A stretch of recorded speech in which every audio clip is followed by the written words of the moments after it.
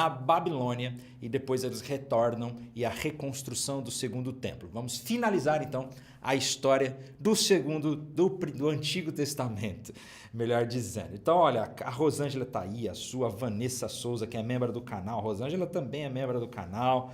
Glória a Deus. Gente, hoje é a última aula do nosso panorama do Antigo Testamento, mas não é a nossa última live não, tá? Toda quarta-feira nós vamos continuar. Nós voltaremos aqui com exposições bíblicas, provavelmente. Só estou decidindo se nós voltaremos com outro livro do Antigo Testamento, como o livro de Josué, por exemplo, para a gente dar continuidade com a nossa história, ou se nós vamos fazer uma exposição bíblica do Evangelho de João. Nós estamos conversando sobre isso. Se vocês quiserem depois dar a opinião de vocês. Mas enfim, gente, sejam muito bem-vindos. Vamos continuar nossa aula de hoje. Como sempre, vocês podem ficar à vontade para fazer as perguntas de vocês, os comentários, eu os lerei no final da aula. Separe esse tempo para que a gente possa estudar juntos. Se você está assistindo na TV ou no computador, já deixe seu celular no modo silencioso, tire esse tempo de concentração. Se você está no seu quarto, e tire um tempo para nós estudarmos a Bíblia junto, porque eu tenho certeza que além de ser só um panorama, o nosso desejo é conhecer a Deus, ter experiência com Deus, e ter relacionamento com Deus. E eu creio que nós podemos ouvir a Deus, aprender dele, conhecê-lo mais, estudando também um panorama bíblico, né? Não quero que a nossa noite de hoje seja só informações jogadas para o seu cérebro, mas uma experiência com Deus e com as Escrituras. Amém? Por isso eu gostaria de orar. Talvez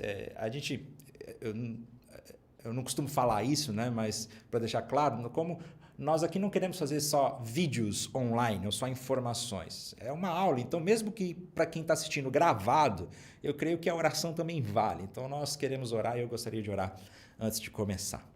Pai, muito obrigado por essa noite. Te louvamos porque o Senhor tem cuidado de nós, pela Tua graça, Tua misericórdia, porque o Senhor nos resgatou. E nós temos hoje o privilégio de conhecer o Senhor por meio das Escrituras que o Senhor mesmo nos revelou, que o Senhor inspirou e que nós podemos ter relacionamento com o Senhor por meio dela. Que nós possamos nessa noite sermos edificados e conhecermos mais de Ti. Em nome de Jesus. Amém.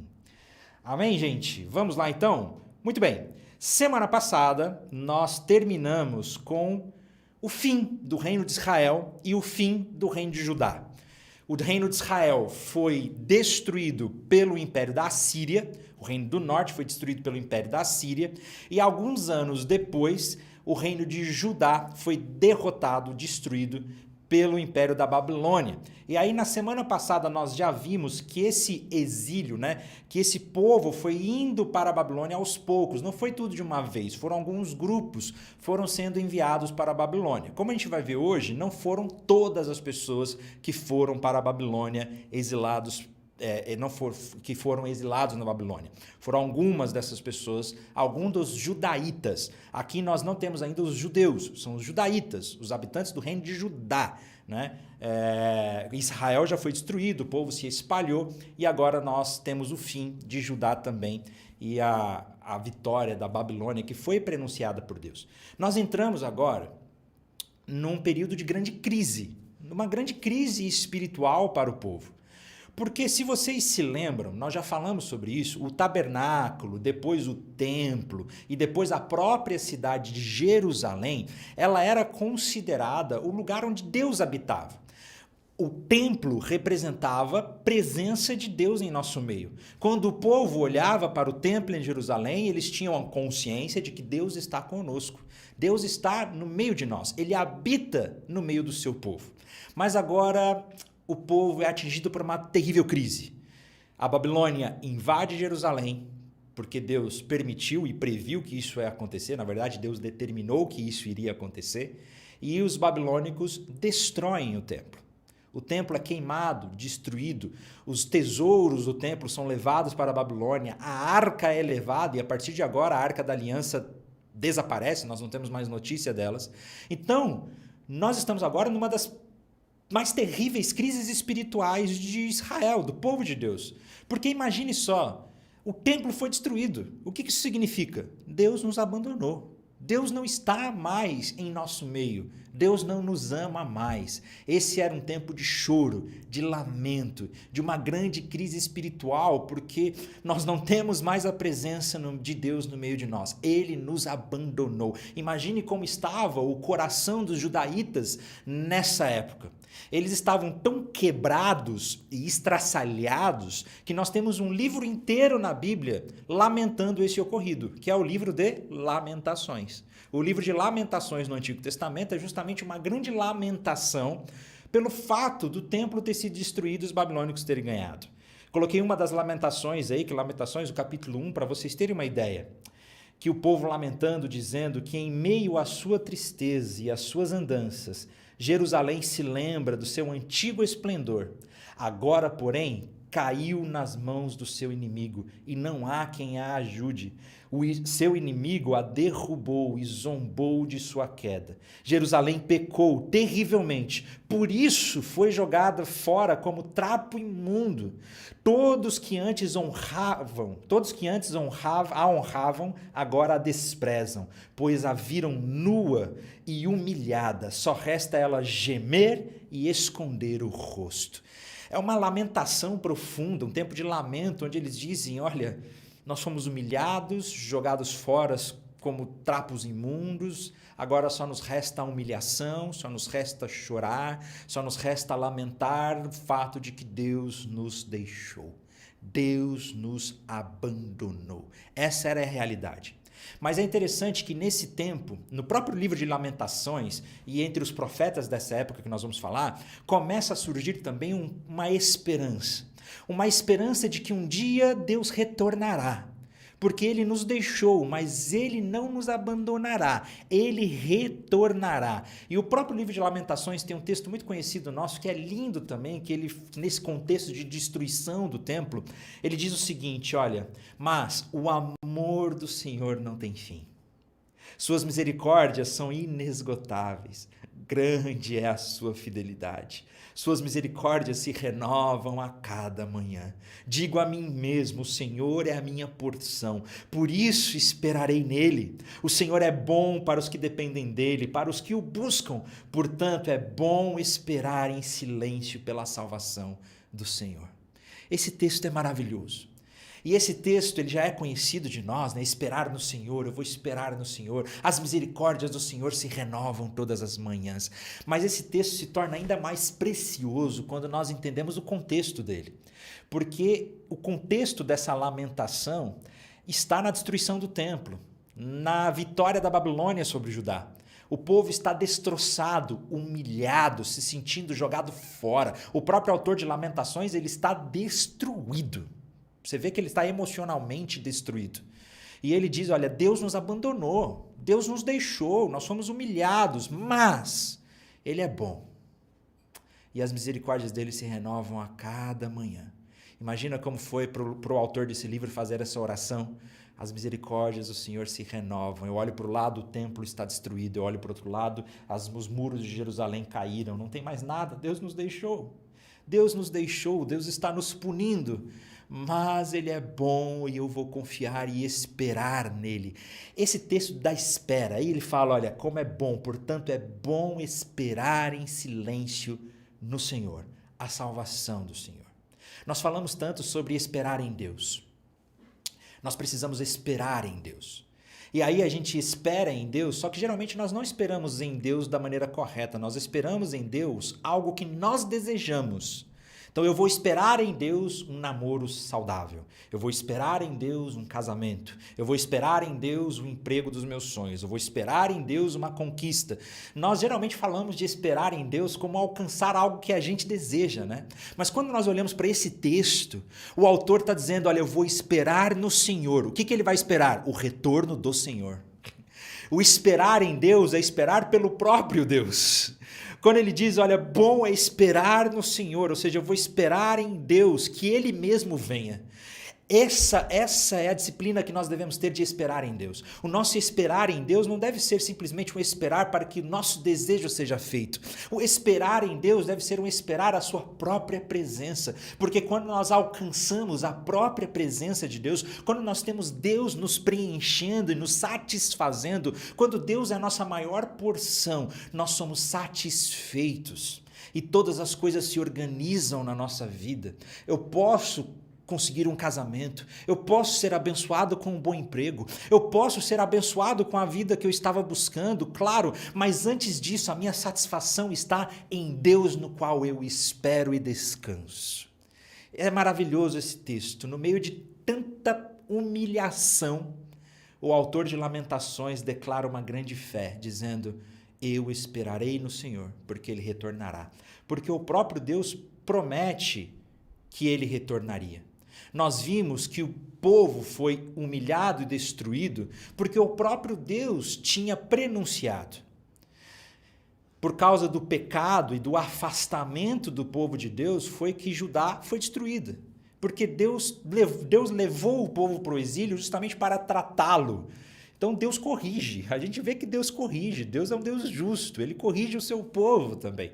Vários profetas e várias profecias anunciaram o fim de Jerusalém, mas Jeremias ele também diz que uma das causas da queda de Judá e de Jerusalém era o próprio pastoreio, eu digo, a liderança do povo que não cuidou do povo de Deus. Jeremias, no capítulo 23, tem uma profecia pesada em que ele diz: que aflição espera os pastores de minhas ovelhas, pois destruíram e dispersaram aqueles de quem deviam cuidar, diz o Senhor.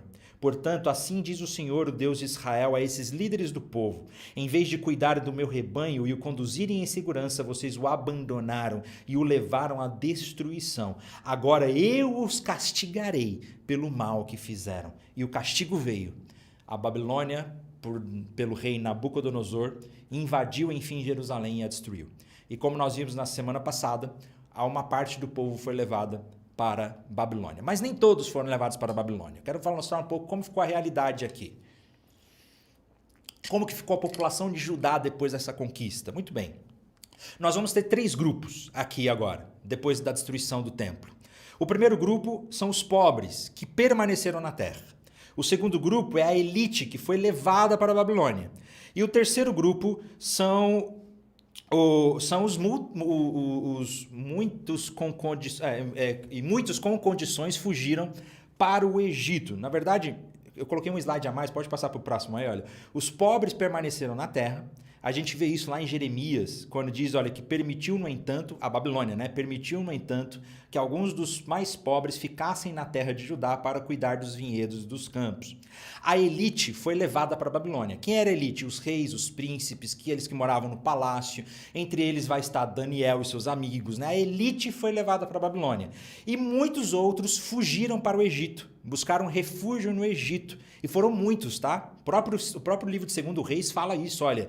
Então, todo o povo de Judá, esse todo aqui é uma hipérbole, né? Nós já falamos sobre as hipérboles na Bíblia. Hipérbole é um uso de exagero. Então, não é todo mundo, porque a gente sabe que outros foram como exílios e os pobres ficaram. Mas é um modo de dizer, olha, foi muita gente, foi todo mundo. Sabe quando fala, todo mundo tá indo? Você sabe que não é todo mundo, mas é tipo, tem muita gente indo, né? Então, todo o povo de Judá, dos mais simples até os mais importantes, bem como os comandantes do exército, fugiu para o Egito, com medo de que os babilônios lhe fariam. Então, uma parte foi para o Egito, uma parte foi para a Babilônia e os pobres ficaram em Judá.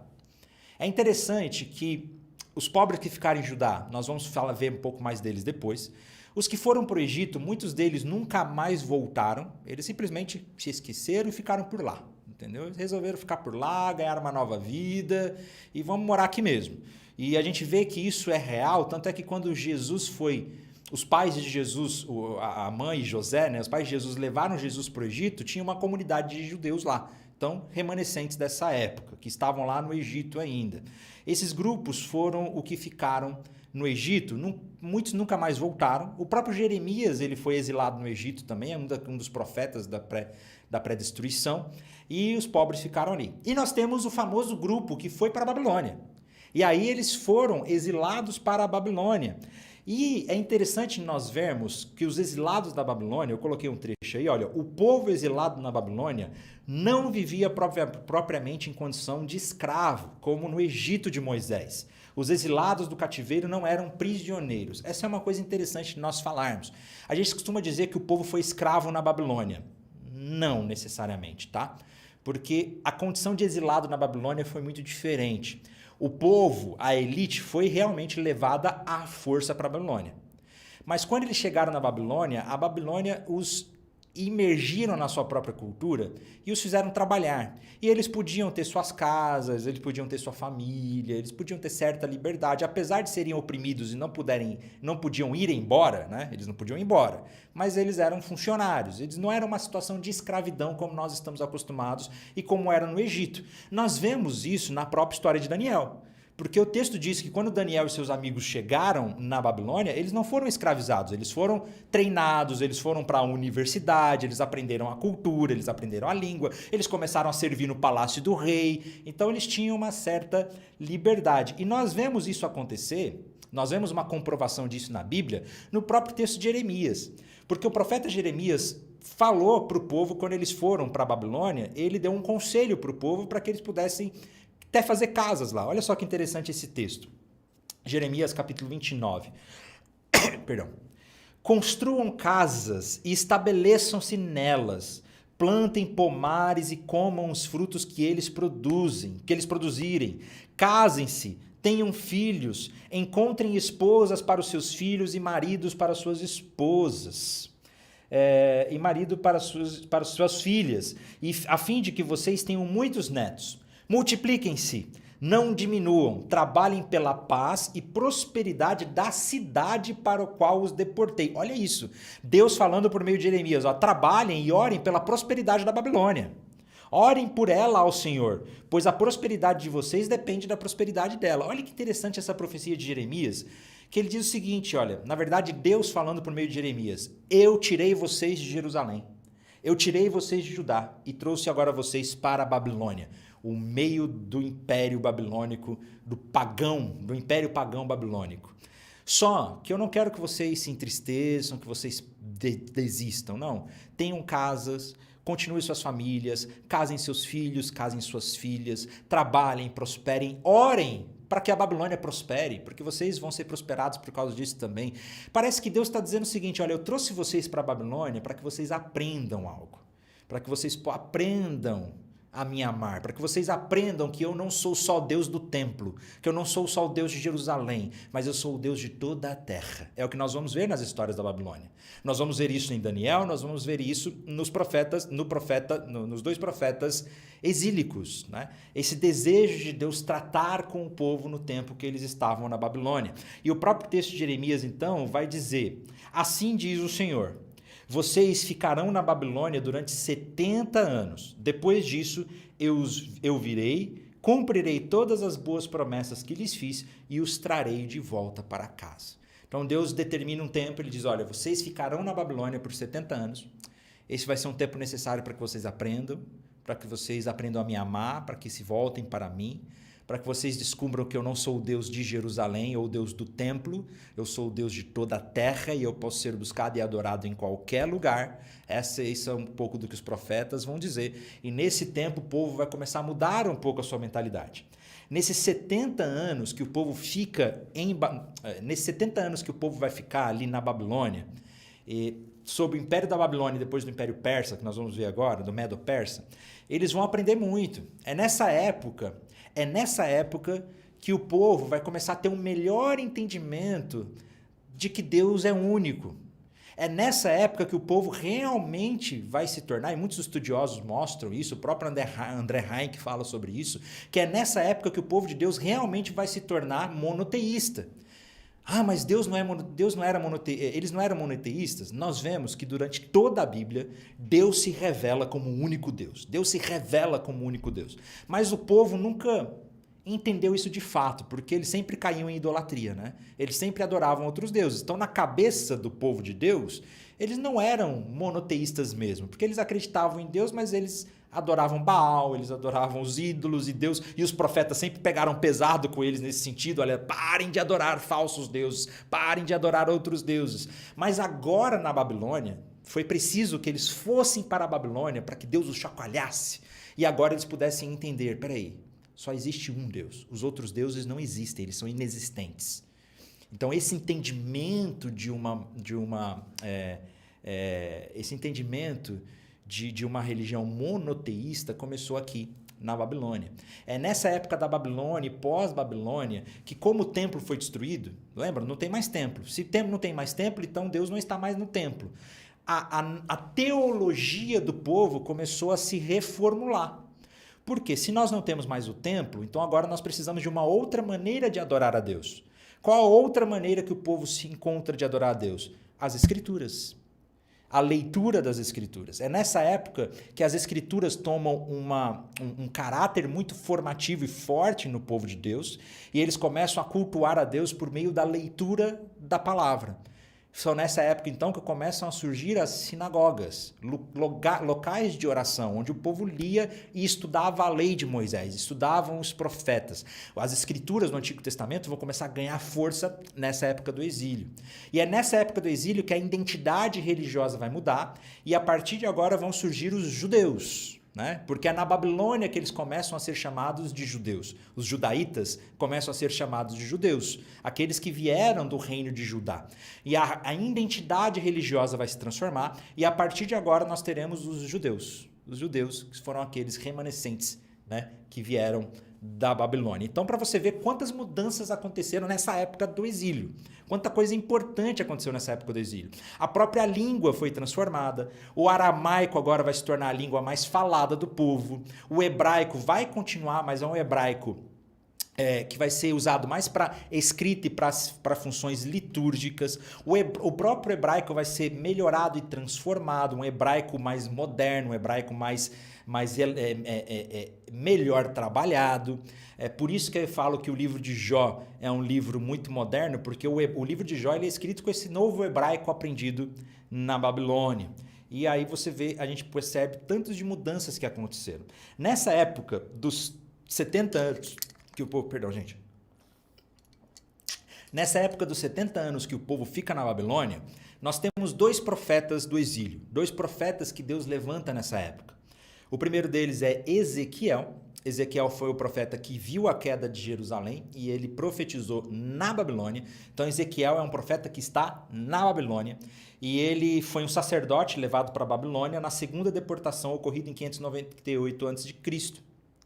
E Ezequiel ele vai começar a profetizar que Deus está com o povo na Babilônia, que Deus está para além do templo, que Deus está para além de um local, que Deus é Deus sobre toda a terra e que Ele está no controle de todas as coisas, que tudo que está acontecendo está no domínio de Deus. E Ezequiel vai profetizar esperança nessa época para o povo voltar. É de Ezequiel a famosa profecia do Vale de Ossos Secos, lembra? Dos vales de ossos secos, que ele fala lá, os ossos se juntam, carne, Deus tal, e diga ao vale de ossos secos. Então, essa profecia do vale de ossos secos é uma ilustração de Deus, uma alusão de Deus, mostrando, olha, assim como estou trazendo à vida esse vale de ossos secos, que é uma visão que Ezequiel teve, tá? Só para esclarecer, nunca aconteceu de verdade, né, esse vale de ossos secos, foi uma visão do profeta Ezequiel, que algumas pessoas confundem, né?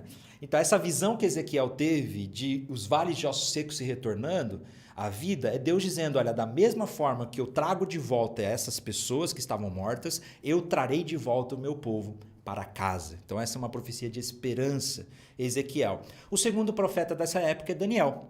E Daniel, nós conhecemos bem a sua história. Vale dizer que Daniel não é um livro profético, porque o estilo literário de Daniel é outro. Daniel ele possui um estilo literário apocalíptico, uma linguagem apocalíptica. Então, por isso que ele está colocado no final do Antigo Testamento da Bíblia Hebraica, né, da Tanakh. É uma literatura apocalíptica, nos mesmos moldes de Apocalipse, né, de visões. É um estilo literário diferente. Mas Daniel é considerado um profeta, é considerado alguém que foi levantado por Deus, nós conhecemos a história dele. Daniel é uma história de resistência, Daniel é uma história de permanecer fiel a Deus no meio de um império pagão como a Babilônia. E aí nós temos a história dos 3 amigos de Daniel que tiveram o nome mudado para Sadraque, Mesaque e Abednego, que foram jogados na fornalha ardente porque não se dobraram diante da estátua de Nabucodonosor. Nós temos a história de Daniel que foi jogado na cova dos leões e sobreviveu. E a história de Daniel acontece nessa época da Babilônia. Uma outra história que vai acontecer... Não agora, depois eu falo. Eu já ia me equivocar. Muito bem. Essas são as informações do povo que ficou 70 anos na Babilônia. E nós não temos muita informação do que aconteceu ali, por muito mais coisa. As únicas informações que nós temos desse tempo do exílio são as do profeta Ezequiel, a do livro de Daniel, por exemplo. A gente não tem quase mais nada. Porque é de se pensar que com essa ideia de que Deus nos deixou, e como nós não temos mais os escribas, aqueles que eram responsáveis por preservar os escritos, então nós não temos muitos escritos dessa época, né? Nós temos pouca informação desses 70 anos que se passaram ali na Babilônia. Mas uma grande mudança acontece no clima político, tá bom? Porque depois que o povo foi levado para a Babilônia, o reino de Nabucodonosor vai durar muito pouco. Porque depois que Nabucodonosor morre, o reino começa a ficar mais dividido, mais particionado, e ele começa a se enfraquecer muito. E quando o reino da Babilônia se enfraquece, surge no cenário um outro grande império. O famoso Império Medo-Persa, os persas, né? Eu coloquei um mapa aí desse império, só para vocês terem uma ideia do auge deles. No auge do Império Medo-Persa, ele dominou praticamente o mundo inteiro da época, tá bom, gente? Foi um baita de um império. E o Império Medo-Persa surge, e com a ascensão do Império Medo e com a fragilidade da Babilônia, numa certa noite os persas invadem a Babilônia sem resistência nenhuma. É muito provável que a cidade não tivesse... É muito provável que a cidade não tivesse sido bem guardada. No contexto bíblico, isso acontece lá naquela história de Beltesazar. Lembra no livro de Daniel? Que Beltesazar está festejando, usando os utensílios do templo, e depois um dedo começa a escrever uma mensagem na parede, e aí Daniel fala, olha, seu coração foi pesado, você... Opa, toquei no microfone aqui. Seu coração foi pesado, você vai perder o seu reino, lembra dessa história? Então, o que provavelmente aconteceu é que Beltesazar estava lá festejando, a elite estava toda festejando, a guarda da cidade não estava muito bem ativa, e os persas entraram ali meio que escondido pelos dutos de água, de esgoto, não tem, e tomaram a cidade da Babilônia sem resistência, tá? Eles simplesmente conseguiram tomar a cidade da Babilônia. Beltesazar foi morto, depois o rei da Babilônia foi morto também, e a Babilônia foi tomada. E agora nós temos o grande império persa tomando conta. E agora, gente, as coisas mudam de verdade. Por que as coisas mudam? Porque a Pérsia tinha outra política, se utilizava de uma outra política diferente do que a Babilônia fazia.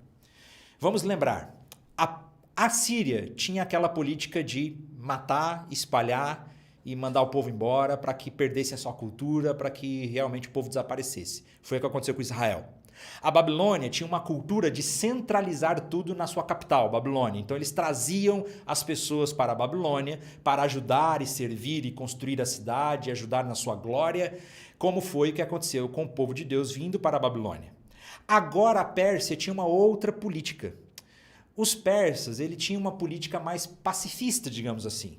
A ideia dos persas era o seguinte, olha, você pode viver na sua casa, você pode ter o seu Deus, você pode ter o seu templo, você pode fazer o que você quiser, seja livre. Vocês vão continuar pagando impostos para mim, né? Vocês vão continuar sendo parte do Império Persa, mas vocês têm a liberdade de vocês. Então a política da Pérsia era totalmente diferente. Nós vamos ver que Dário, o rei da Pérsia, ele vai se autoproclamar servo de Marduk, da Babilônia. Ele vai falar, eu sou enviado de Marduk. O próprio Dário vai dizer, eu sou enviado de Javé para o povo de Deus. Ele vai, né? Ele tinha essa, deixa eu me juntar com o povo aqui, deixa eu ter essa política mais pacifista, digamos assim. Com essa política diferente de Dário e do reino persa, os judeus agora, os descendentes do povo de Deus, ganham liberdade de voltar para casa. E a gente vai ver também que nem todos... Olha a TIM me ligando aqui de novo, ó. Eles estão me ligando desde ontem porque eu troquei de operador. E eles não me deixam em paz. Não quero mais. Fui muito mal atendido. Não sei se eu devia falar isso aqui na live. Mas, enfim. Com essa mudança política, o povo ganhou liberdade de voltar para casa. Mas nem todo mundo voltou, tá, gente? Teve muita gente que ficou na Babilônia, porque estava bem de vida, porque, tipo assim, não tinha razões para voltar. Sabe quem ficou na Babilônia até sua morte? O próprio Daniel. O próprio Daniel continuou na Babilônia servindo o rei da Pérsia, porque ele já era idoso, ele não tinha mais condições de voltar para Jerusalém. Então Daniel ficou para sempre na Babilônia. Mas eles ganharam liberdade. E a gente vê isso no próprio livro de Esdras. Olha que interessante, olha esse edito, como que foi interessante. Esdras, capítulo 1.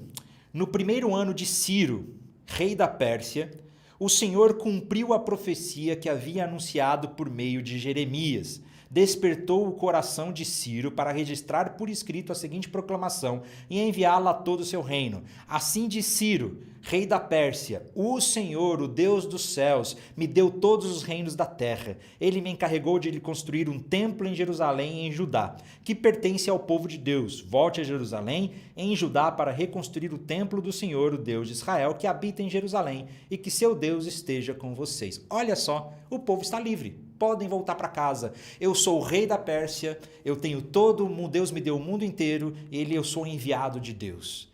O povo viu isso como, poxa, Deus tocou, parece que Ciro aqui, né, é convertido. Olha que homem de Deus, né? Mas não é muito bem assim não, tá, gente? Ele fez a mesma coisa com todos os outros povos, tá? Ele fez a mesma coisa com todo mundo, não é que Ciro amava a Deus, não. Ele tinha uma política ali, tipo, deixa eu fingir que eu sou dos deuses deles para que eles, né, para que eles se estabeleçam a paz. Mas ainda assim a Bíblia diz que Deus usou esse rei, né? Mesmo que ele não cresce de verdade, mesmo que ele não soubesse disso, ele estava sendo usado por Deus. Isso é interessante. Deus usa qualquer pessoa, até mesmo os ímpios. Isso é muito interessante. E agora nós começamos um processo de retorno, então, para a Terra Prometida. Nós começamos um processo de retorno para Jerusalém. Não mais com toda a sua glória e não mais como um reino independente. A partir de agora, eles vão ter certa liberdade, mas eles, lembrem-se, eles continuam sendo vassalos da Pérsia. Eles continuam sendo integrantes do reino da Pérsia. Então o povo começa a voltar. O primeiro retorno, nós já vemos lá no primeiro capítulo de Esdras, que foi um primeiro grupo que se retornou para começar a reconstrução do templo, trazendo os tesouros do templo com Sesbazar, né? A gente não tem muita informação desse Sesbazar, ele ficou um tempo ali, colocou os fundamentos, mas depois ele some da narrativa. Aí, em 538, um outro grupo, o segundo grupo, vem com Zorobabel. Zorobabel voltou da Babilônia com 50.000 pessoas para reconstruir Jerusalém, o templo e tentar retomar a vida social, religiosa e econômica da Judéia. Zorobabel, então, foi o grande responsável por reconstruir o templo em Jerusalém, o templo que havia sido destruído. Deus, então, estava restaurando o seu povo. Mas é muito interessante porque, veja bem, gente, quem construiu o primeiro templo, lembram? Salomão. Salomão construiu o primeiro templo. Na época que Salomão construiu o primeiro templo, ele era rico. O reino de Judá e de Israel, no caso, era um só. O reino de Israel, eles estavam bem, eles tinham dinheiro. E Salomão também oprimiu um pouquinho as pessoas ali para poder construir o templo. Então, era um templo glorioso, era um templo muito bonito, era um templo muito lindo. Agora que o povo volta da Babilônia, eles não têm dinheiro, eles não têm condições, os pobres estão morando lá, a cidade toda está destruída, eles vão reconstruir o templo.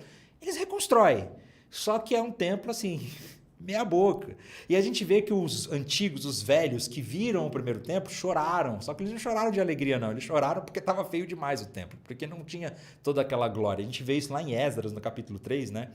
Dizendo, olha, muitos dos sacerdotes, dos levitas, dos outros chefes de famílias mais velhos que tinham visto o primeiro templo choraram alto quando viram os alicerces do novo templo. Os outros tantos, porém, gritavam de alegria. Só que esses choraram, aqui não é choro de alegria não, os velhos choraram porque o templo não tinha mais aquela glória do primeiro templo. Não tinha, era um templo simples, mas o templo foi reconstruído. Só que algo interessante, quando o primeiro templo, não sei se vocês lembram, quando Moisés terminou o tabernáculo, a glória de Deus veio sobre o tabernáculo. Quando Salomão terminou o templo, a glória de Deus veio sobre o templo. Quando Zorobabel terminou o segundo templo, a glória de Deus não veio. Não aconteceu nada. Eles celebraram, eles festejaram, mas nada aconteceu. Então, muitos ainda tinham um sentimento de que Deus não voltou de vez, de que Deus ainda não veio outra vez. Esse era meio que o sentimento daquele povo. E aí vão surgir outros profetas que vão falar um pouco sobre isso, né? Eu coloquei um mapa aí dessa Nova Judá, que é um mapinha disponibilizado pelo André Hayek no site dele, que não tinha mais todo o tamanho que tinha antes, que era pequenininho e que, lembre-se, não era independente. Eles eram servos da Pérsia, não tinham independência, né?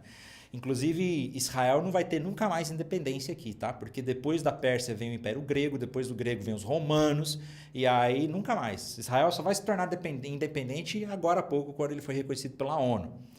Mas, enfim, nessa época, Deus levanta alguns profetas. 2 principais profetas nessa época da reconstrução do templo. O profeta Ageu e o profeta Zacarias. E o profeta Ageu, ele fez questão de dizer, né, que sim, esse templo possuía uma glória e que viria uma glória ainda maior.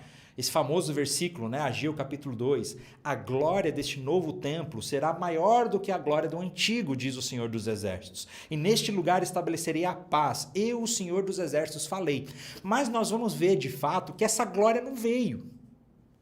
E que esse segundo templo não tinha aquela glória do primeiro templo.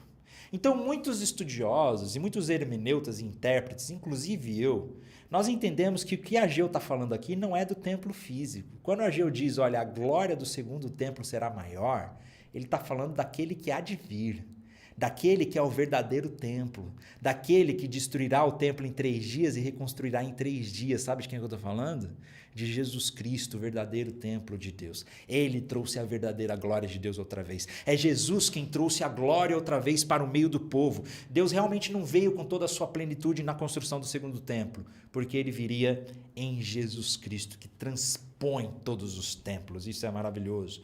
Um outro profeta foi Zacarias, que também falou da importância da reconstrução do templo nessa época.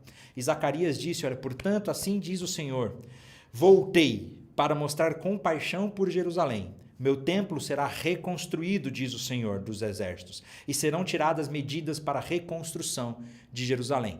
Muitos vão dizer que tanto Ageu quanto Zacarias, eles falam da reconstrução do templo físico, mas que eles estavam falando, apontando para Jesus, o verdadeiro templo que viria, né? O verdadeiro Redentor, o verdadeiro Filho de Davi, o verdadeiro Rei que traria a glória de volta, né? Então o templo é construído. É interessante que depois que o templo é construído, a gente fica uns bons anos sem ter informação do que aconteceu.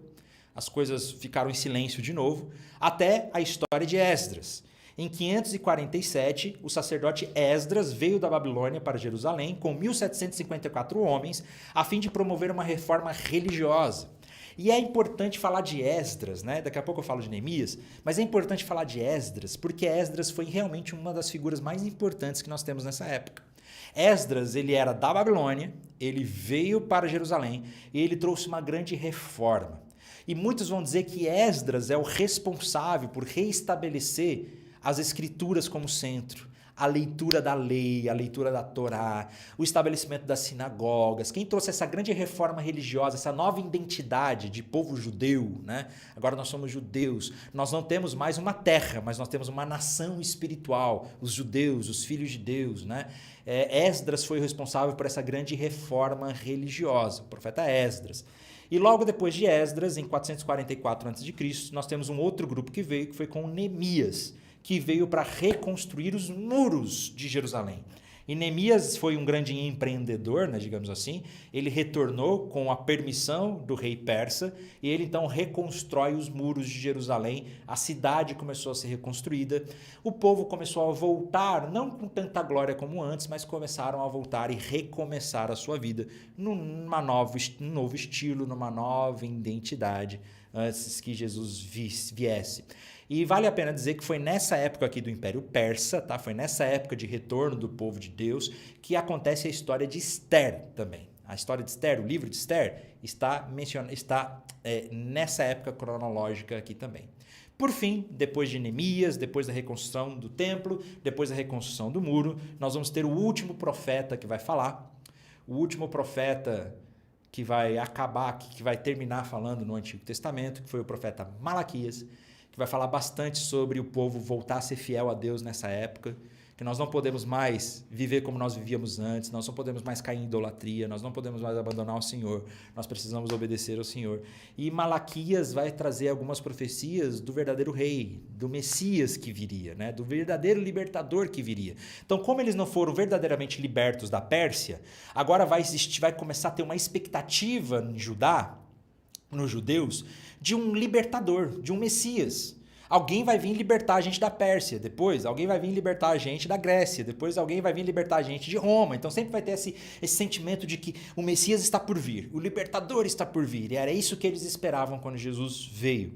E Malaquias, no capítulo 3, tem um texto muito interessante que ele diz: vejam, envio o meu mensageiro que preparará o caminho diante de mim. Então, de repente, o Senhor a quem vocês buscam virá a seu templo. O mensageiro da aliança, por quem vocês anseiam, certamente virá, diz o Senhor dos Exércitos. Mas quem poderá suportar quando ele vier? Quem permanecerá em pé em sua presença quando ele aparecer? Pois ele será como fogo ardente que refina o metal, como sabão forte que branqueia as roupas. Ele se sentará como refinador de prata e queimará toda a impureza. Purificará os levitas e os refinará como ouro e prata, para que voltem a oferecer sacrifícios aceitáveis ao Senhor. E o profeta Malaquias aqui faz uma clara profecia de Jesus, do Messias que viria. E aqui então se encerra o Antigo Testamento. Agora nós vamos entrar num período de silêncio profético, digamos assim, não silêncio histórico, muita coisa aconteceu, mas nós vamos ficar 400 anos até a vinda de Jesus, né? E o que acontece nesses 400 anos até a vinda de Jesus? Nós temos uma aula aqui sobre isso no Panorama do Novo Testamento com Yuri. Panorama do Novo Testamento com Yuri, nós temos uma aula só sobre esse período interbíblico. O que aconteceu nessa época entre o profeta Malaquias e entre a anunciação da vida de Jesus, né, e a vinda de Jesus, esses 400 anos. Muita coisa aconteceu, porque o Império Persa caiu, veio o Império Grego, depois do Império Grego caiu e aí veio o Império Romano. Então muita coisa aconteceu nessa época, né? E vale a pena a gente dar uma estudada. E enfim, nós terminamos o nosso panorama do Antigo Testamento. Gostaram, gente? Né? Subaltman, vamos ver algumas perguntas aqui. Olha, a Subaltman perguntou: Daniel conheceu Ezequiel? Provavelmente sim, mas eu não sei se tem a informação de que ele realmente conheceu, mas provavelmente sim, né? A Cris Paula perguntou: olá, Felipe, graça e paz. O que aconteceu com os inimigos de Israel, filisteus, Moabe, amonitas, quando os assírios e as babilônias tomaram a região? Eles também foram tomados, tá? Ninguém sobrou nessa época, digamos assim. A mesma coisa que aconteceu com Israel, praticamente. Mateus, e os 400 anos de silêncio? Acho que você mesmo falou aqui, respondeu a minha pergunta, né? Então, acabou de responder, já respondi a pergunta do Mateus, né? Cristiano Xavier, o profeta Malaquias não fala de João Batista? Sim, o próprio Jesus, os próprios intérpretes do Novo Testamento, né, vão dizer que aquele que veio preparar o caminho, que é João Batista, baseado nessa profecia de Malaquias. Glória a Deus, aula maravilhosa, Rosângela Silva, muito obrigado. Muito bom, primeira vez aqui. Olha só, Geiciane, primeira vez. Glória a Deus, seja muito bem-vinda. Se você está aqui pela primeira vez, então te convido agora a assistir todas as outras aulas do Panorama do Antigo Testamento, porque a gente contou toda essa história aí, né? E aí depois assiste o nosso documentário da história do cristianismo, assiste a nossa vida de Paulo, as nossas outras exposições, tem muita coisa boa vindo por aí. Nós já gravamos os primeiros episódios do nosso novo documentário, estamos em fase de edição, vai demorar um pouquinho.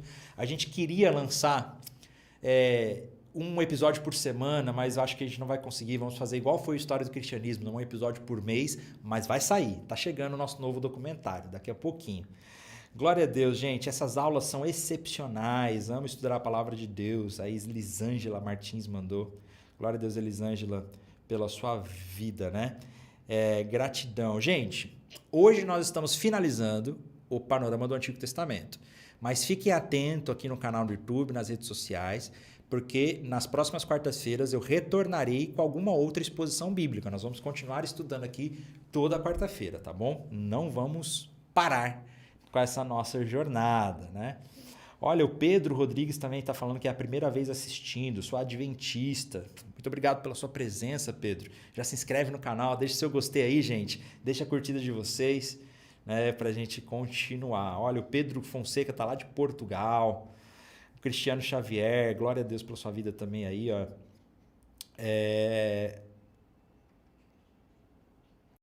Felipe, o texto diz glória da segunda casa. A segunda casa não foi o templo? Sim e não. Né? Essa característica de textos proféticos do já e ainda não. Sim, ele está falando do templo, mas nós vemos que a verdadeira glória da segunda casa não foi no templo. A verdadeira glória da segunda casa foi em Jesus. Jesus é o verdadeiro templo de Deus. É isso que nós vemos. Muito obrigado por essa aula. É nesse período interbíblico que acontece a revolta dos Macabeus? Sim, Rafão, é nesse período interbíblico que acontece a revolta dos Macabeus. Vale a pena assistir no nosso panorama do Novo Testamento aqui com o Yuri, a aula do período interbíblico. Ele fala tudo isso, ele fala sobre todo esse período, tá joia, gente?